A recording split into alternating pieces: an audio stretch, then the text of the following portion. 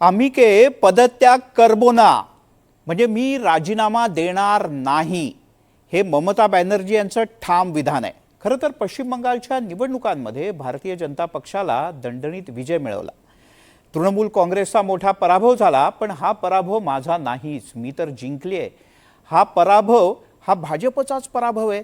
मला तर जनतेनं भरभरून मतं दिली आणि म्हणून मी राजीनामा देणार नाही, अशी ममता बॅनर्जी यांची ठाम भूमिका आहे. ममता बॅनर्जी यांचा औपचारिक कार्यकाळ उद्याला संपतोय, पण राजीनामा दिलाच नाही ममता बॅनर्जी यांनी तर काय.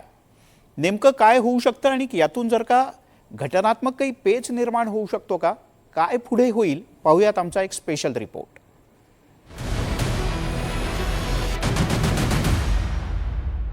ममता है कि मानती नहीं.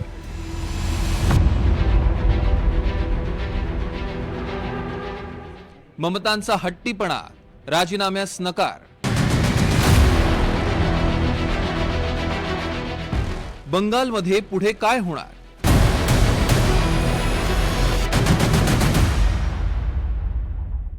बंगालमध्ये खेला झाला आणि बंगाली जनतेनं ममता बॅनर्जींना थेट घरचा रस्ता दाखवला. पण बंगालमध्ये 15 वर्ष सत्तेत राहिलेल्या ममता बॅनर्जी बंगालचा निकाल स्वीकारायला काही तयार नाहीये.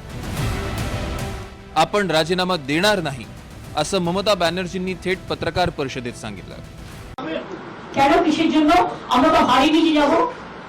হারলে আমি যদি শপথ নিতে যেতাম তাহলে আমি রেজিগনেশনটা করতাম. এখন তো কোশ্চেন ডাজন্ট অ্যারাইজ. জোর করে দখল করে যদি কেউ মনে করে যে আমি কি রেজিগনেশন দিতে হবে, no, not that. Now also I want to say that we didn't lose the election. It is their forceful attempt to defeat us. पश्चिम बंगालमध्ये ममता बॅनर्जीच जिंकल्यात, असं ठाकरेंच्या शिवसेनेचंही म्हणणं आहे. ममता बॅनर्जी यांचा पराभव यावेळेला करून दाखवायचाच. ज्या एका जिद्दीनं आणि एका ईर्षेनं, द्वेषानं ही निवडणूक लढवून ममता बॅनर्जी यांना सत्तेत येण्यापासून रोखली. त्या जिंकलेल्याच आहे, ते खरं आहे. आता त्या असं म्हणतात, मी रस्त्यावरती उतरून पुन्हा ममता बॅनर्जी काय आहे दाखवेल. ममता बॅनर्जी या काय आहेत देशाला माहिती आहे. त्यांनी असे सांगितले, मी राजीनामा देणार नाही कारण मी विजयी झालेले आहे.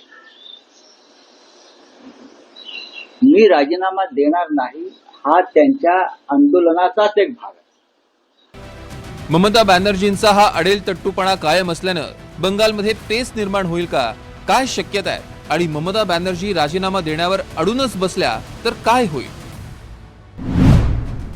पश्चिम बंगालच्या विधानसभेचा कार्यकाळ संपताच मुख्यमंत्री आणि मंत्रिमंडळाची पदं आपोआप रद्द ठरतात. मुख्यमंत्री राजीनामा देत नसतील तर राज्यपाल मंत्रिमंडळ बरखास्त करू शकतात. मुख्यमंत्र्यांचे आदेश पाळू नका, असं प्रशासनाला सांगू शकतात. घटनात्मक पेच प्रसंग निर्माण झाल्यास राज्यपाल राष्ट्रपती राजवटीची ही शिफारस करू शकतात. राष्ट्रपती राजवटीमध्ये राज्याचा कारभार केंद्र सरकारच्या ताब्यात जातो. ममता बॅनर्जींनी राजीनामा द्यावा किंवा विधानसभेत ममता बॅनर्जींनी आपलं बहुमत सिद्ध करावं, असे दोन पर्याय राज्यपाल देऊ शकतात.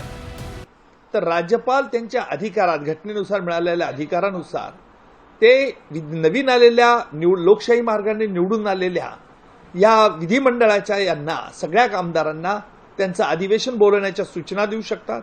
एक हंगामी स्पीकर नेमला जाऊ शकतो आणि हा हंगामी स्पीकरच्या याच्या खाली हे त्यांना नेता निवडावा लागेल.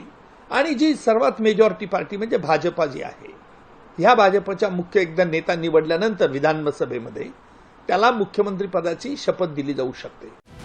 दुसरीकडे ममता बॅनर्जींच्या या हट्टाला काही अर्थ नाही, त्यांच्या मर्जीनं देश चालत नाही, असं भाजपनं सुनावलंय.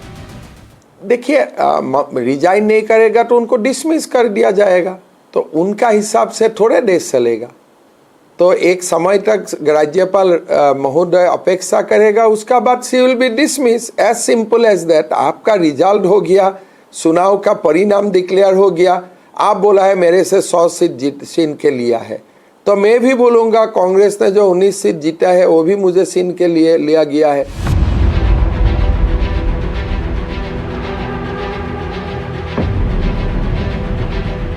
पश्चिम बंगालमध्ये भाजपसाठी गेम चेंजर ठरलेले शुभेंदू अधिकारी यांचं नाव मुख्यमंत्री पदासाठी निश्चित झालंय.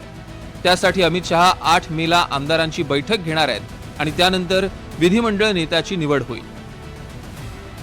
एकीकडे मुख्यमंत्री पदाचा राजीनामा देणार नसल्याचा हट्ट ममता बॅनर्जी यांनी धरलाय, तर दुसरीकडे पश्चिम बंगाल विजयाची दखल अमेरिकेने सुद्धा घेतली. अमेरिकेचे राष्ट्राध्यक्ष डोनाल्ड ट्रम्प यांनी सांगितलं की पंतप्रधान नरेंद्र मोदी हे भारताला लाभलेत, हे भाग्याचं आहे. आणि पश्चिम बंगालच्या विजयाबद्दल त्यांनी अभिनंदन सुद्धा केले आणि कौतुक पण केले. पश्चिम बंगालमधली ममतांची सत्ता उलथवली गेली आहे. त्यानंतर मुख्यमंत्री पदाचा राजीनामा न देणं याला संविधानाच्या दृष्टीनं फार काही अर्थ नाही. फक्त त्या निमित्तानं ममता बॅनर्जी स्वतःचं आणि इंडिया आघाडीचं राजकारण मजबूत करण्याचा प्रयत्न करतील. ज्या मुख्यमंत्र्यांकडे बहुमताचा पाठिंबा नाही ते पदावर राहू शकत नाही असं घटनेत स्पष्ट करण्यात आलंय. जनादेश काय आहे हे निवडणूकच सिद्ध करते आणि हेच संविधानातलं सत्य आहे. Bureau report, NDTV Marathi, Mumbai.